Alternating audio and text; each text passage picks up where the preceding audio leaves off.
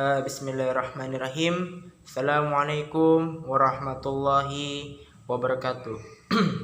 Baik, di sini saya akan mencoba menyimpulkan dari kelompok pertama sampai kelompok terakhir.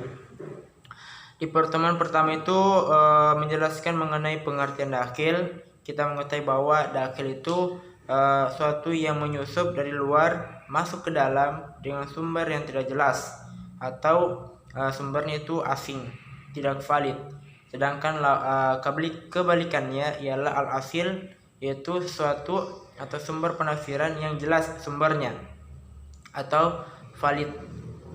Kemudian sedangkan macam-macam dakhil itu ada dua. Pertama, dakhil manqul atau yang kita kenal dengan dakhil nakli. Ini memiliki beberapa macam cabang. Pertama, dakhil yang dimasuki oleh hadis maudhu. Kemudian dakhil yang dimasuki oleh kisah Israiliyat. Kemudian yang ketiga ialah kebohongan yang dimasukkan mengatasnamakan sahabat. Dan yang keempat, kebohongan yang dimasukkan mengatasnamakan tabi'in. Kemudian macam-macam dakhil yang kedua ialah dakhil akli, yaitu bercabang dua. Pertama, dakhil linguistik dan birra'i. Linguistik itu beliau penafsir menggunakan kaidah bahasa Arab, akan tetapi tidak sesuai atau penempatannya itu tidak cocok. Sedangkan yang birra'i ini menggunakan akal logikanya, akan tetapi tidak sesuai dengan syarat ketentuan yang berlaku untuk mufassir. Kemudian faktor yang menyebabkan kemajuan mufassir ini, kemajuan dakhil ini, pertama, faktor politik dan kekuasaan. Ketika zaman periode Ali bin Abi Thalib, di situ mulai terjadi pergesekan antara umat Islam itu sendiri. Apalagi terjadi perang Siffin, maka di situ terpecah beberapa kelompok. Pertama, kelompok Syiah, Khawarij, dan Murji'ah, yang dimana masing-masing mereka membuat hadis maudhu, membuat hadis palsu untuk kepentingan kelompoknya mereka. Bahkan mereka menafsirkan Al-Quran untuk kepentingan mereka. Kemudian faktor berikutnya ialah faktor kebencian. Ada sebagian orang luar maupun luar dari Islam dan orang dalam Islam yang membenci agama ini.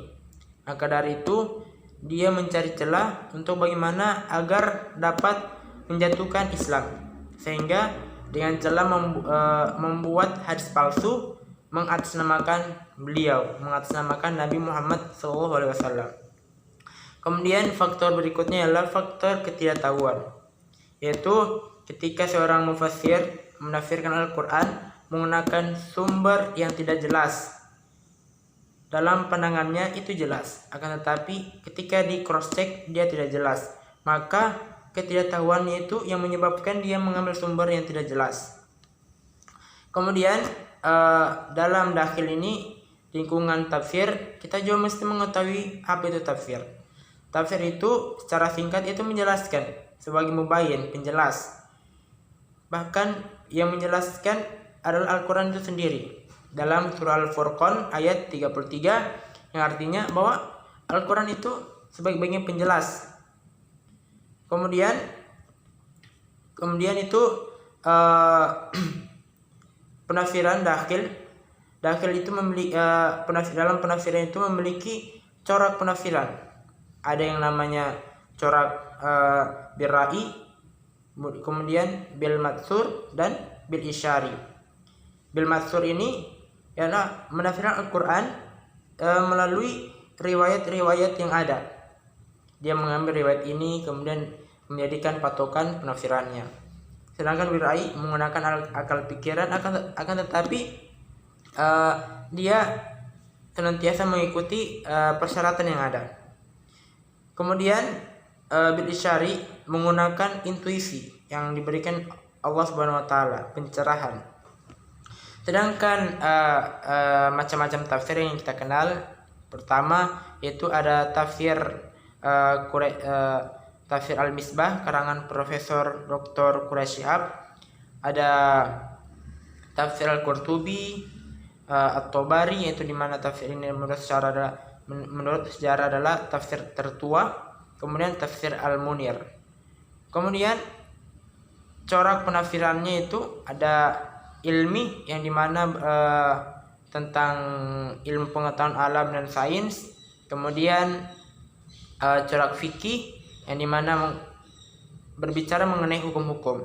Dia berusaha mengeluarkan hukum-hukum yang ada dalam Al-Quran untuk digunakan dalam masyarakat.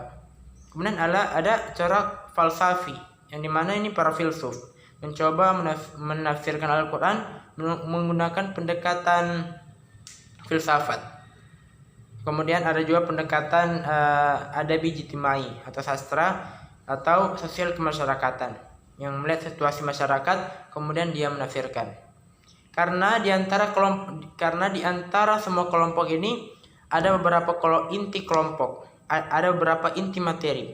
Yang dimana inti materinya adalah sumber penafsiran yang diterima dan sumber penafsiran yang ditolak. Itulah kalau menurut pandangan saya, itulah inti dari pelajaran dakhil ini. Sumber penafsiran yang diterima itu ada beberapa. Pertama Al-Quran, karena Al-Quran ini bisa menjelaskan dirinya sendiri. Ada yang disebut dengan tafsir Al-Quran bil Quran. Contohnya Al-Quran Al-Baqarah ayat pertama Alif Lam Mim dijelaskan oleh Al-Baqarah ayat kedua.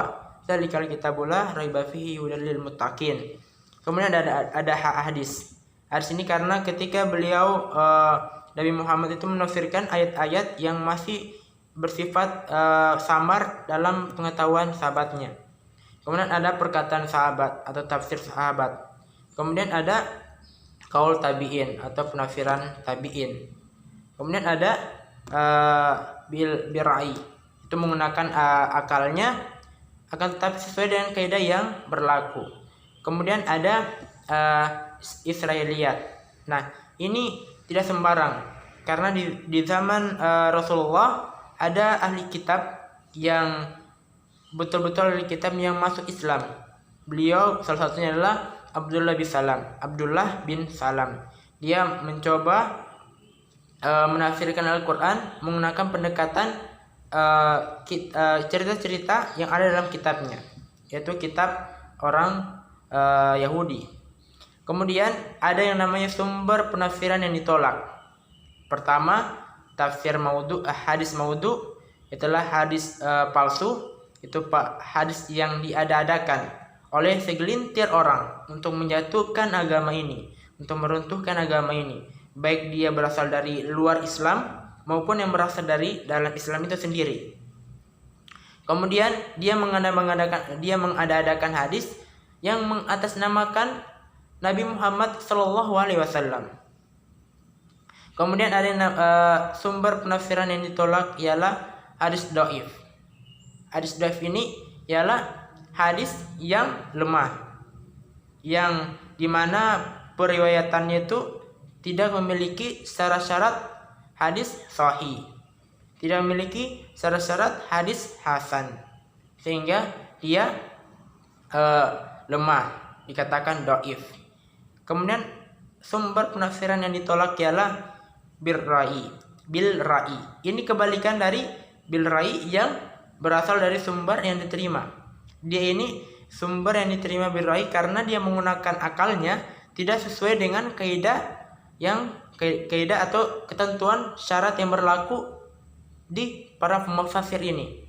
Dia menggunakan akalnya semena-mena untuk menafsirkan Al-Quran, sehingga terjadilah tafsir yang rancu, yang tidak jelas.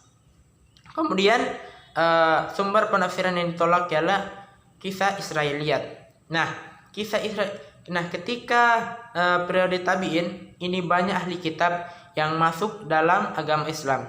Kemudian mereka mencoba menafsirkan Al-Quran ini menggunakan cerita-cerita yang ada dalam kitabnya. Nah, contohnya ketika mereka menafsirkan bahwa Nabi Adam itu tingginya sampai di awan sehingga kepalanya botak. Kemudian menafsirkan bahwa bahwa kapal Nabi Nuh itu bertingkat 3. Itu tadi sumber penafsiran yang diterima dan sumber penafsiran yang ditolak. Kemudian sedangkan yang terakhir, kelompok terakhir itu adalah kritik dari tafsir sufi, yang dimana mereka tafsir sufi ini mencoba menafsirkan Al-Quran melalui intuisi-intuisi yang Allah berikan sebagai pencerahan. Contohnya Quran surah Ar-Rahman, mereka menafsirkan di ayat yang artinya Tuhan yang memelihara dua tempat terbitnya matahari dan Tuhan yang memelihara dua tempat terbenamnya matahari. Mereka menafsirkan bahwa matahari itu ada dua, pertama matahari zahir dan matahari batin.